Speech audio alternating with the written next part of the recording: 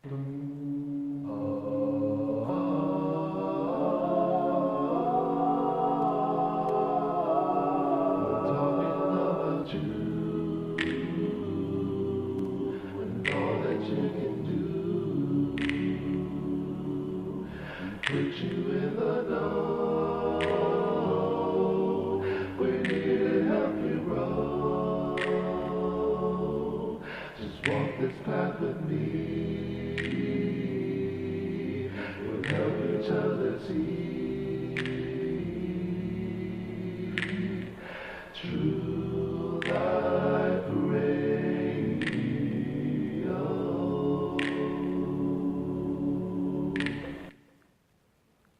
what's going on, everybody? This is your boy, Chad C.Harrison Nails, and this is another episode of True Life Radio.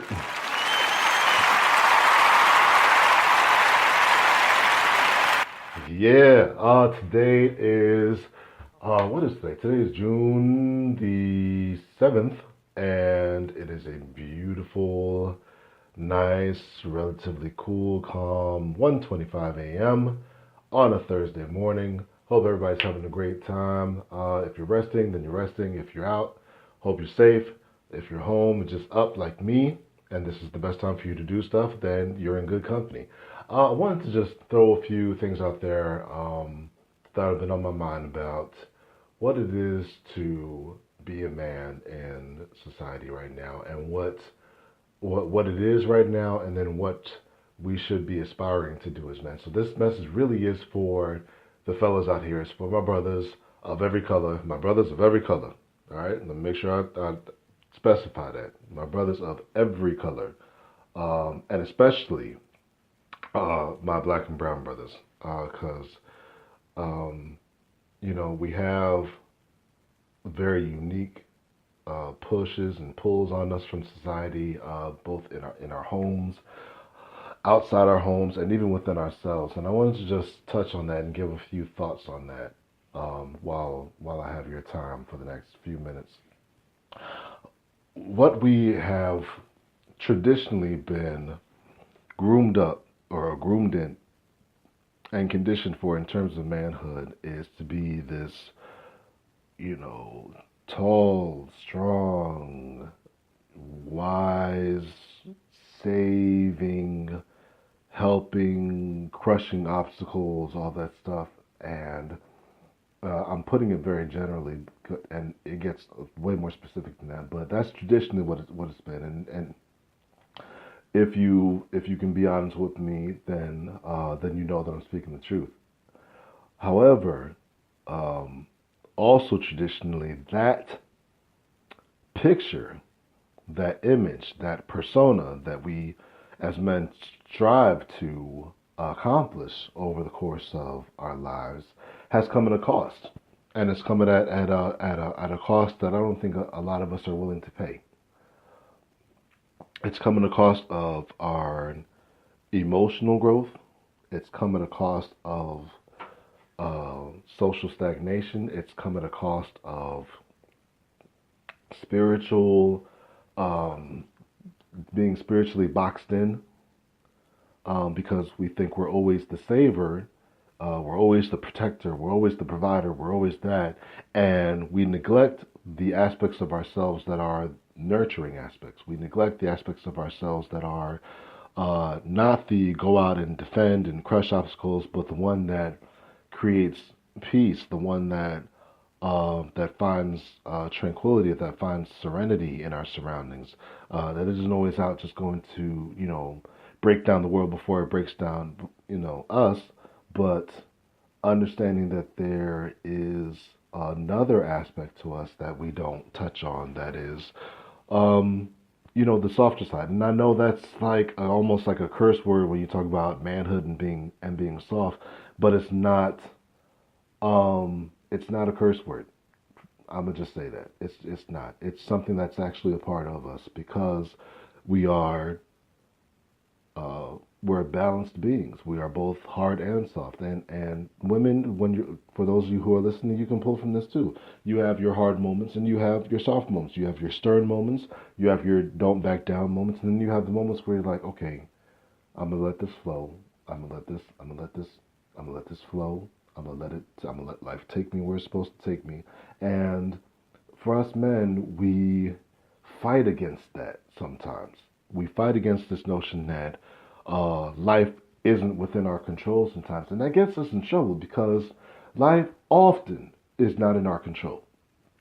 It's not often in our ability to change everything. And if I could be so honest, speaking for myself as a man, I've gone through plenty of ups and downs as far as trying to figure out, okay, well, what is it that I'm supposed to be doing? Am I supposed to be the charge forward, or am I supposed to be the sit back and research, or am I supposed to be neither? And I just let life happen and then see what I'm supposed to learn from it instead of trying to pull something from it or trying to break something out of my life experiences. And it's been a journey of balance for me over the last few years, to be honest with you. Man, like I said, if you know what I'm talking about, then by all means you can hit me up. Oh, and before I do that, since I don't have but so much time, I only get 15 minutes of recording time here. If you want to contact me, you can hit me up on Facebook, author like a writer, C.Harrison Nails, on Twitter, the Chad Nails, on Instagram, Truth of Nails. And if you want to just send me something off of social media, like an email or something, you can do charrisonnails@gmail.com. Any of those will get you in contact with me. And show me, send me your comments. If you have any comments, if you have a story that you want to share with me about your experiences in manhood, if you want to share with me someone else's story about their experiences in manhood, or if you just want to, tell me, yeah, I get what you're saying. I know I don't get what you're saying. Can you explain this part or that part? Then I'm definitely there with you. But manhood in general, we have gone one-sided with it, in my opinion. And I think we're starting to understand the error of that. And as a society, I think we're trying to correct that.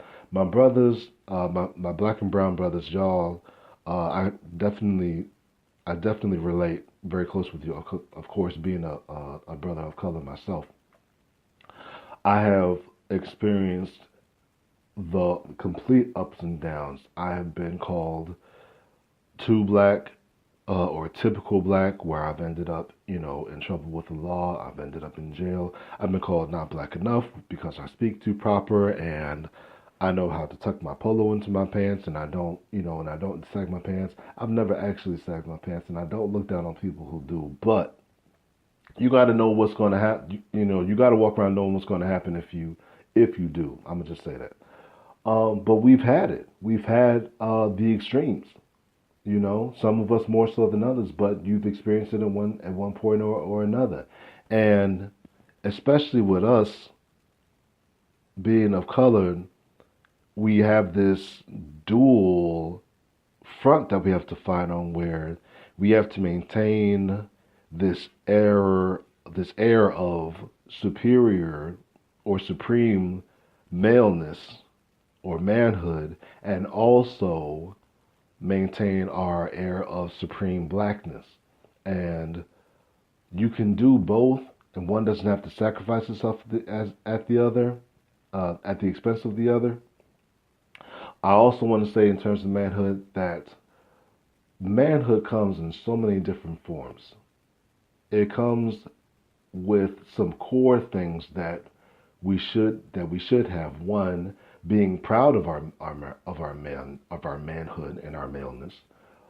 Another one, understanding our natural and inherent strengths as men, our ability to think uniquely apart from our women counterparts, our ability to reason uniquely from our female counterparts. One not being better than the other, but understanding that both are necessary in order for us, men and female, both to get somewhere purposeful. Our ability to, our strengths, our physical strengths, our social strengths, our emotional strengths. And I'm going to touch on that in another episode about emotional strength, specifically when it comes to maleness. Our mental strengths, our spiritual strengths that are unique to us as men, and then understanding how that fits within how we deal with ourselves, understanding how that fits within our household, how that fits within our community, how it fits within society as a general thing. What I am posting here is suggesting and even challenging somewhat for my men who are listening and for the females who have men in their lives that would want to hear this.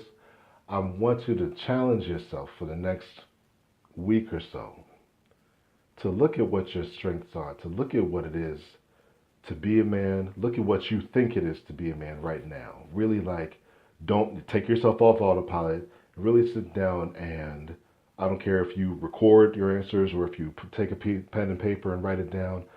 Talk to yourself about what it means to be a man. Talk to yourself about what you learned to be a man. I always learned growing up, looking at my father, you got to be strong, you got to take charge of the situation, and sometimes you don't.